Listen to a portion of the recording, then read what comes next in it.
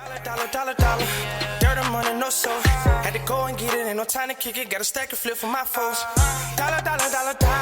Please tell me you can hear me. Don't turn your back and don't neglect me. Just let me know if you need me. Dollar. Let me watch out for my partners. Keep my money long, get my team strong. Let me run away from my problems.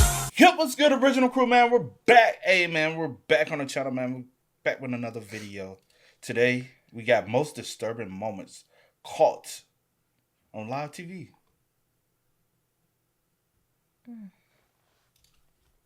What you do that? You surprised or something? Have you ever seen a disturbing moment on live TV? Well, nah. Not besides, you know what I'm saying, like a live car chase out in LA. Yeah. But hey, with that being said, before we get into it, make sure y'all check out the links in the description box. Down below. You already know where to go. If you want to first support, all you got to do is check out down below. Also, if you enjoyed today's video, liking it with a thumbs up. Hey, let's get into it. Let's check this out. Let's see what's about. You ready? I'm ready. In March of 2016, KTV reporter Alex Savage narrowly avoided death live on TV. He was standing beside a road doing a report when suddenly his cameraman's expression turns to one of pure shock as a car is coming right at them at high speed. It went off the tracks, and obviously it was a chaotic and confusing situation for them. Oh, Jesus. What the world? Can't make that up. Thankfully, Alex's cameraman shouted, alerting him to the danger behind him, enabling Alex to quickly jump to his right, narrowly avoiding the oncoming car. Miraculously, no one was injured, but things easily could have gone the other way. If Alex's cameraman hadn't alerted him, he may not be alive today, and viewers watching this live would have had to witness it.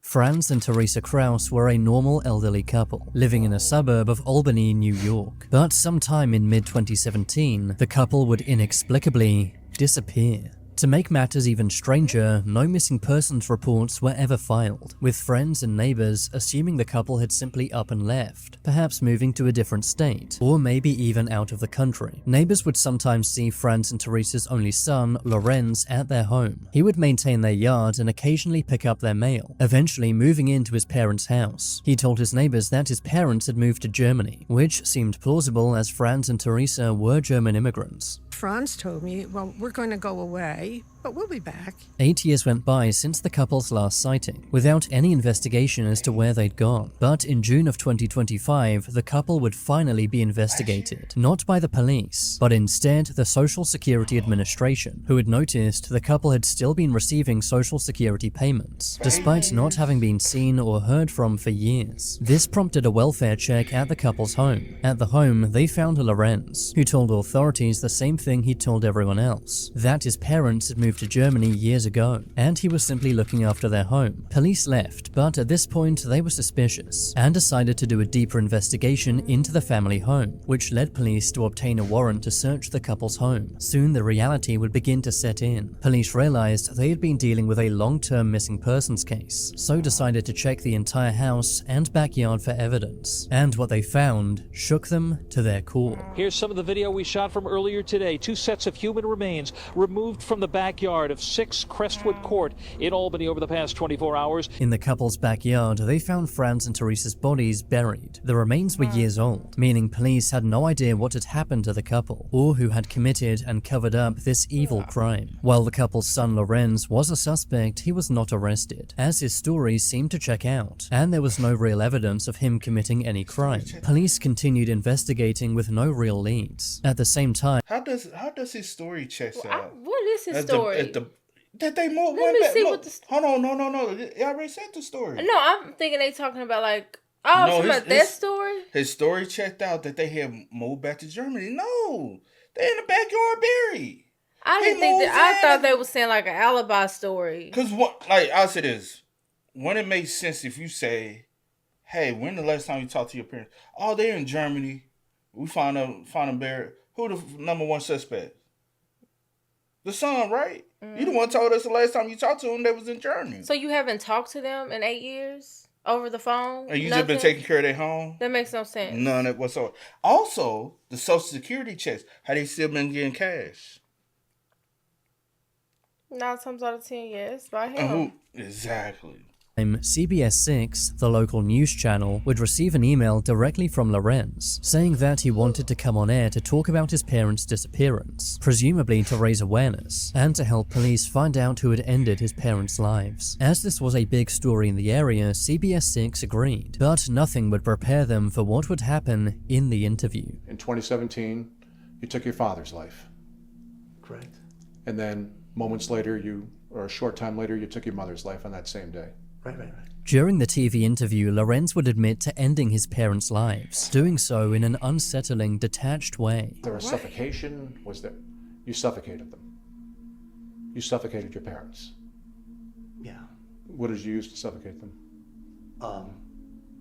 For my father, my hand. For my mother, a rope.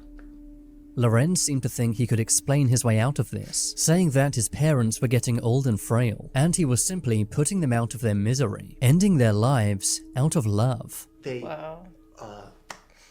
made it clear that they were going downhill. Lorenz even went so far as to say it's what his parents would have wanted. It's a bizarre and twisted way of thinking, and to be so brazen on a TV interview shocked everyone watching. On top of all of this, Lorenz's motive was likely much more petty and sinister, as he had been cashing his parents' social security checks, taking the money for 8 years as if they were still alive, meaning that he likely just did this as a way to make money, and to take over his parents' house. Moments after leaving the interview, Lorenz was arrested, and in September 2025 was indicted on multiple charges. He has so far pleaded not guilty to all charges, but remains in custody without bail. As of 2026, the case is still ongoing, but if found guilty, Lorenz will be given a life sentence for the selfish and twisted murder of his parents that he might have gotten away with had he not continued cashing their social security checks. It's incredibly disturbing how calm Lorenz is in the TV interview, making this one of the darkest TV moments of all time. You said what, dog? You had said something. I just said the fact that it took this long to even investigate, that no one has seen them for this long. And the only reason why y'all even looked into it was due to the fact that Social Security check. And I'm surprised they took that long. And I'm not surprised at that. But also, I'll say this is, just imagine the Social Security never looked into how much longer it would have went on. Probably another 10, 20. Eventually, it would have flagged because you was like, okay, they owe this shit. Damn, Rest bro. in peace to both of them. And the way they went out talking about something they were getting. No, you did that out of selfishness. And obviously, you didn't have a family. You didn't have a wife or kids or anything. Well, I don't know. Could have kids. He just don't take care of them or, you know. But obviously, you don't have a significant other because it's just you. On June 29, 2025, a group of friends were swimming in the Miriam River in Bacabal, Brazil. The teens were having a great time, diving into and playing in the water, until they noticed one of their friends, 13-year-old Raisa Fernandez, was nowhere to be seen. The group began calling her name and looking around, assuming she'd simply walked off. But after a short while, the group would come to the terrible realization that Raisa was likely somewhere underwater. Before long, authorities and locals arrived at the river, but their attempts to find Raisa were hopeless. The next morning, Raisa had still not been found. By this point, various news teams had arrived on scene, documenting the search for the missing girl, including this reporter, Lenildo Frazão. During the report, Lenildo explained just how dangerous the Miriam River can be, as the river has many sudden drop-offs, meaning that one wrong step can put you in deep water. To demonstrate this, Lenildo went into the river, with his microphone still in hand. Foi justamente aqui, pessoal. Nós vamos entrar agora na água aqui para mostrar para vocês o local. Olha, a gente já vê que aqui a água é muito forte, ó. E vai descendo, ó. Vixe, Maria, vai descendo aqui, viu? Ó. Lenildo waded deeper and deeper into the river, while explaining how dangerous it is to swim in the river. Então, pessoal, e ainda tem a correnteza. Aqui já, olha, ó, passinho para frente. A água já está praticamente me cobrindo. He decided to go even further into the middle of the river, which is when suddenly something would make him stop. Eu andei pouquinho aqui, ó. A água já está acima do meu peito, para você ver a situação. Se eu andar um pouquinho aqui, deixa eu ver aqui. Ó, vou andar mais. Ó a fundura aqui, ó. Ui.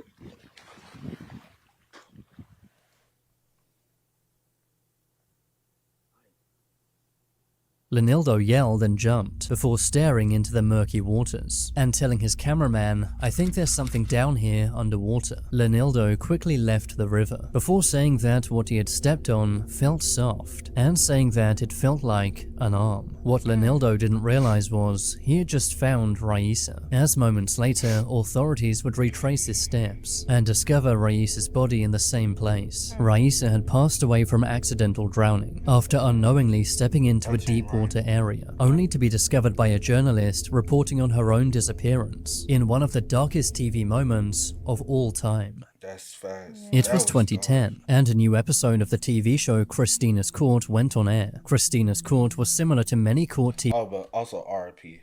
Yeah. We already know about that situation from a previous video, but very tragic. But I am glad because a lot of situations, a lot of people are unable to recover the body. So I'm glad her family is able to lay her to rest. Yeah. And in a timely manner because she hadn't been missing too long, but they was able to go ahead and rescue and lay her to rest. Of the TV show Christina's Court went on air. Christina's Court was similar to many court TV shows. For example, Judge Judy. In the show, a judge named Cristina Perez would serve as a judge for various people who were having legal dramas. In this episode, a comedian named Sean Harris had been in a dispute with his ex-girlfriend. As Sean Harris was a comedian, the episode would be very funny, with roasts and jokes happening throughout. One of the funniest moments came at the end of the episode. Upon hearing that Christina's bailiff, Renard Spivey, had been married for 27 years, Keith makes a joke saying that he looks mad. Constantly like a child in my People own in house. love, they yell at each other all the Oh, time. that's true. Ask him, he's been married for how long? Over 20-something years. Over 20 Look at him though, he look mad. You don't look happy, brother.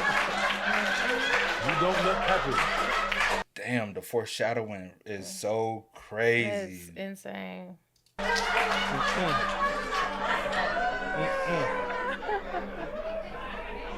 He's very happy. Okay, all right, let's get back to the queen.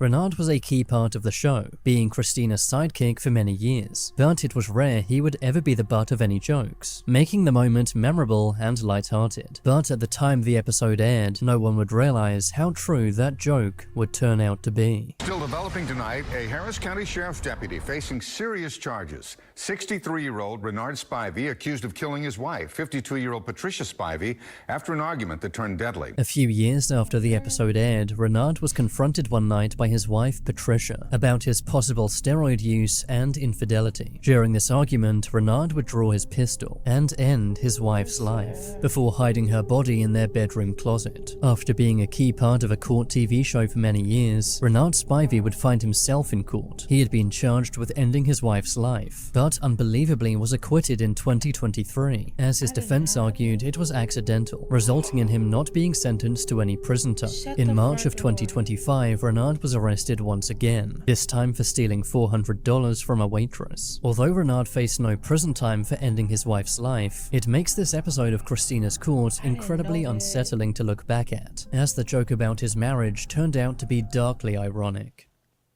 How the freak is pulling a gun and shooting your wife? I don't know how many times.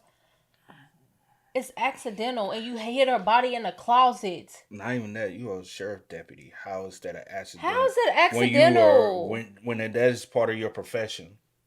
I guess it's what child. I mean, I guess his attorney did their job, but my God, her family did not get any type of justice. That is effed up. I didn't know that part. I didn't know that he never got any prison time. I didn't know that either. Wow. The justice system can be very flawed. Facts. Rest in peace to her. That is sad. Yeah, for sure. Rest in peace, man. That was tragic. It was 1993. Tennis pro Monica Seles was at the height of her career. At just 19 years old, she had won 8 Grand Slam titles, taking the title from Steffi Graf as the top women's tennis player. But for all of Monica's fans, she also had many haters, especially fans of Steffi Graf, who were bitter that Monica had overshadowed her, as Steffi Graf had many superfans, one of which being a man named Gunter Parch, a man whose support for Steffi had become borderline obsessive. On April 30th, 30th, 1993, Monica was competing in the quarterfinals of a tennis tournament taking place in Hamburg, Germany. Monica had been leading her opponent when the players paused for a regular break, which is when the unthinkable happened.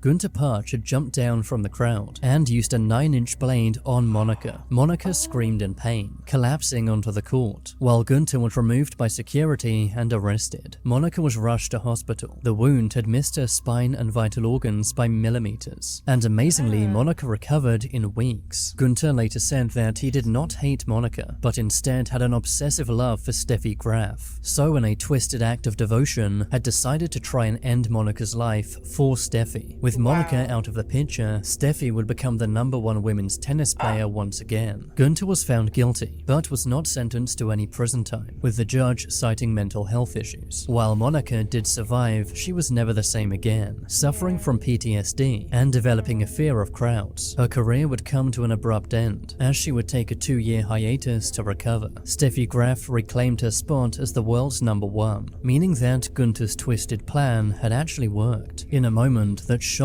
the tennis world, as well as everyone watching live on TV. It was June 22nd, 1994. Colombia was facing off against the United States in the 15th FIFA World Cup in California. For quite some time, the score remained 0-0, until something unexpected would take place. Colombian player Andres Escobar would score an own goal, causing the United States to win the match, resulting in Colombia's elimination from the World Cup. Andres' own goal was totally accidental, but in that moment, he had no idea that he had just signed his own death warrant. After the match, Andreas had the option to stay in the United States and spend time with his family, but instead he decided to face his country. So not wanting to hide, he went back to Colombia, knowing that his nation was disappointed and even angry with him, as many blamed Andres directly for Colombia's World Cup elimination. About a week after the match, on July 1st, Andres would meet some friends at the El Indio nightclub in Medellin. While inside, a group of men made fun of him for his mistake. Upset, Andres decided to leave, but the same group would follow him to his car, continuing to taunt him. Andres attempted to explain that it had been an honest mistake, but Andres did not realize who these men were until one of the men pulled out a firearm, shooting him 6 times. Andres was rushed to the hospital, but his life could not be saved. News of his murder quickly spread, with many stunned. How could an honest mistake during a football game cause a man to have his life taken? The man who took Andres' life was later identified as Humberto Castro Munoz, a hitman for the Henao cartel, with ties to notorious kingpin Pablo Escobar. Humberto was arrested the following night. Andres was targeted because his own goal had lost the cartel millions of dollars, as the cartel had extensive betting operations. Humberto was sentenced to 43 years, but was released after serving only 11 years. Despite his own goal, the entire country mourned Andres Escobar's passing, with millions attending his funeral. It's eerie watching his own goal back, knowing full well that this innocent mistake would end up costing him his life. It was just... Whoa. That is so... I would say sports ain't never this serious, bro, on any part. And if you decide to bet your own money, it's a 50-50 chance that you may... That's on you. You know how people be mad nowadays so much about... Oh, man, you blew... Man, motherfucker, stop being addicted to it then. That's your fucking fault you losing your money. Got nothing to do on these players, bro. I ain't gonna lie, if I throw the game too if I'm a player. It'd be like, yeah, tonight I ain't feeling it. Fuck your money. You know? I'd be crying for no reason. July 30th, 2008, a Greyhound bus was going between Portage-la Prairie and Winnipeg, Canada. The passengers were quiet and sleepy. Among them was 22-year-old Tim McLean, who had his eyes closed and his headphones in, trying to get some rest on the long ride home. What Tim didn't know was, he would never make it home. Sitting next to Tim was a man named Vincent Lee. He looked like any other passenger traveling alone, sitting out his seat, staring out of the window. About an hour into the journey, everyone on the bus heard something, a muffled yet blood-curdling scream. Some passengers froze, thinking they were dreaming, But when they turned around to look at where the scream was coming from, they realized they were living in a real-life nightmare. Vincent had pulled out a buck knife and had began using it on Tim, doing so on his chest, throat, and neck. Tim attempted to defend himself, but it was too late. Vincent continued using the blade on Tim, doing so in an eerily calm way. Just moments before Vincent's attack, Tim had been fast asleep, with the pair not even exchanging a single word. Upon seeing what was going on, the driver stopped the bus. All of the passengers and the driver ran off the bus, leaving just Vincent and Tim inside. The passengers called the police, who asked them to tell them what was happening on the bus at that moment. The driver had locked the door from the outside, so some passengers went up to the window to see what was going on in the bus, but nothing could prepare them for what they were about to see. Vincent had not only decapitated Tim, but was now cannibalizing him, doing so for absolutely no reason. Police arrived on the scene, but deemed it too dangerous to enter the bus, so hostage negotiators were brought in, while the other passengers were taken to a safe place, with some of the traumatized passengers telling TV News what they had just seen. I was just reading a book. All of a sudden I heard a guy screaming. I turned around and the guy sitting right next beside me was standing up and stabbing another guy with a Rambo knife. Ran up to the door to maybe see if the guy was still alive or we could help or something like that. And when we all got up, we seen that the guy was cutting off the guy's head. He had the head in his hand, and he just looked at us like this and dropped it on the ground, like totally calm. 4.5 hours later, an armed tactical unit was called in, but Vincent, still cannibalizing Tim, refused to leave. After some time, Vincent smashed a window and tried to escape, but instead he was tasered and arrested. Vincent was later diagnosed with schizophrenia, so was found not criminally responsible for ending Tim's life. He spent 7 years in a mental hospital before being released in 2015. Vincent is now a totally free man, despite decapitating and cannibalizing Tim McLean and traumatizing everyone else on that Greyhound bus. Watching the witness interviews back, you can see how disturbed they truly are, with their wide eyes demonstrating the shock at what they had just seen, making it an incredibly dark TV moment. We know about that, but we didn't know I didn't know outcome. I didn't know the update. Like, as far as like the legal proceedings, I didn't know that he was free. Or just found guilty. Not guilty, just sentenced to like a insane mental hospital, yeah. And then now he in only 7 years, they said. 7 years. And now you just free. And you did that some. You know what's so crazy? I've seen people who were diagnosed with a mental disorder still be convicted. So I wonder what makes y'all look at one case different than the other case? What determines whether or not one needs to go to a mental facility and only spend time in a mental facility opposed to those who, all right, once you spend time in a mental facility, we're going to bring you back to regular court and then convict you. Mm-hmm. Or once you spend time in a mental facility, then we're going to let you out. Mm-hmm. I've seen it, like... Same. I just wonder what determines those certain factors. Because it's very confusing. It was March 10th, 2022. A reporter is talking about how dangerous the street he's standing on is, when suddenly something behind him proves his point. You see Hoover Street here, officials say it's one of the most... What the fuck you doing? And the guy name was Tim, wasn't he? Yeah, rest in peace to Tim. But he said the street dangerous, like... Something behind him proves his point. You see Hoover Street here. Did you hear where he at? Oh, I think I did. Yeah, I heard him. Yeah. Officials say it's one of the most dangerous streets in all of Los Angeles. Yeah. And now... Now how... Are they leaving? Oh... Jeez. A speeding car collides with another vehicle, leading to the car that caused the crash speeding off, making the incident a hit and run. Thankfully, no one was hurt, but it makes for a scary and darkly ironic TV moment, as the reporters comment... Well, he left his license plate, but also could be a stolen car. Could be false the license. Front. Yeah, because the front... And like in California, they gotta have double plates. Here we only have the tail plate. So you still left your plate. Right. But again, it could be a stolo. Yeah. Could be false plates. And about the street being dangerous was proven in that exact moment. Which of these TV moments was the scariest? Subscribe if you haven't. Some of them just not even scary, just crazy. Very disturbing. What you said. RIP to those who did, unfortunately, tragically lose their lives in these situations. Just crazy, man. But with that being said, y'all spam us up in the comments. Y'all let us know y'all thoughts about it for us in the comments down below. But until next time, y'all know how it go, man. I do go for the name DJ Kid. This is Sierra Nicole. We are. Kid and C. We are. No time to kick it, got a stack of flip for my foes. Dollar, dollar, dollar, dollar. Please tell me you can hear me. Don't turn your back and don't neglect me. Just let me know if you need me. Dollar, dollar, dollar, dollar. Let me watch out for my partners.